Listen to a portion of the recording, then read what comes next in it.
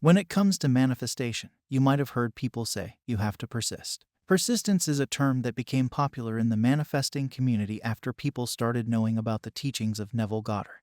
The manifestation coaches have made videos on these topics, but hardly any coach will tell you how to actually persist. But worry no more, because in this video, I will show you practical ways to persist. If you follow what I am about to tell you in this video, persistence will become extremely easy for you. First, let's identify where you have to persist. Getting clear about this would complete 50% of the task. So, Neville Goddard mentioned in his lectures that you have to persist in the state of the wish fulfilled. But what is it? Well, it is a state that you will attain or experience once you have your desire. It is not some emotional state. It may have some emotional element present, such as joy or pleasure, upon attainment of the desire, but it is the state beyond attainment.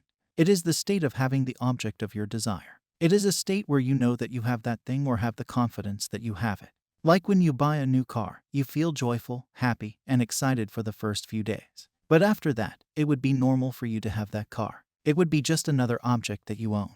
You know that you have it. You have to persist in this state of knowing, not in the state of wanting or desiring it. Many people in the manifesting community do this mistake of wanting it, and they start wanting their desires even more. They start making their desire so big that they start indulging in the state of wanting it rather than having it. When people are thirsty, they drink water to satisfy themselves. But when it comes to manifesting their desire, they do the opposite, which increases their thirst. You have to quench that thirst by getting to the state of having your wish fulfilled. Now, I will reveal how to do it. Take note of it, because once you understand this, you will become unstoppable. The first and foremost thing that will help you persist in the state of having your wish fulfilled is revisiting your desired state. But how will you do it? It is very simple. You have to use your imagination. You might have heard that imagination is a creative power. It helps you think outside the box. Well, imagination is one such power through which you can experience anything you desire, whether you want to go to a faraway place from where you are physically located right now. You can close your eyes and visit that place. Imagination has no physical boundaries. You can experience anything you want.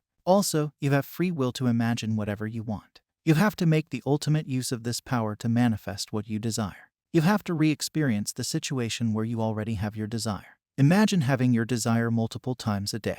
When you wake up, do the imaginal act. When you are bathing, do the imaginal act. When you are sitting, do the imaginal act. When you are walking, do it before a nap. Just do it multiple times a day. I advise you to start waking up early. Wake up at dawn. Just wake up early so that you have fewer distractions. By doing it, you are breaking a pattern within yourself. When you wake up at dawn, the world is quiet. Something phenomenal is happening, and the part of the world where you are physically located that was appearing dark moments ago is becoming bright. Do the imaginary act early in the morning. It sets the tone for your day. Experience it in the morning. Close your eyes and visit the place in your imagination where you have your desires. Touch it, feel it, and involve your senses. Choose a scene and play it again and again until you become completely satisfied with it and lose the desire to replay it. Let's say you want to be in a relationship.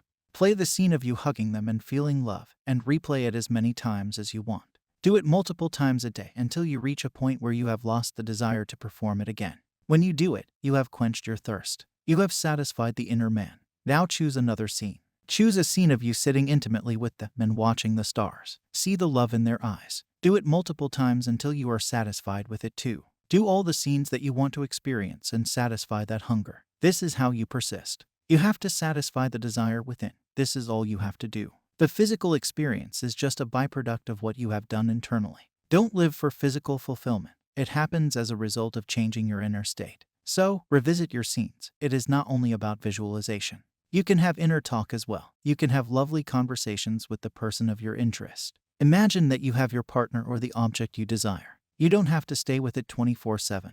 Even the clothes you wear today, you change them tomorrow. So, imagining the desire 24/7 is not necessary. You just have to revisit it again and again. The next thing you can do is record the statements in your voice on your smartphone.